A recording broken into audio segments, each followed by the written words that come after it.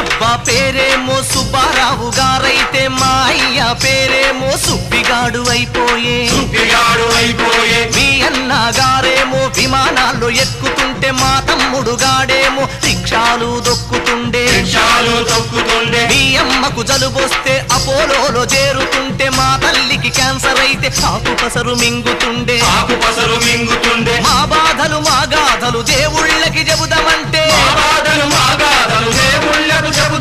దేవుళ్ళలో ఒకడైనా దళితుడే లేకపాయ చౌదరి గారు ఓ నాయుడు గారు రెడ్డి గారు ఓ రాజు గారు మీ పేరు చివరలో ఆ తోకలెందుకు ఈ ఊరు చివరనే మా పాకలెందుకు చౌదరి గారు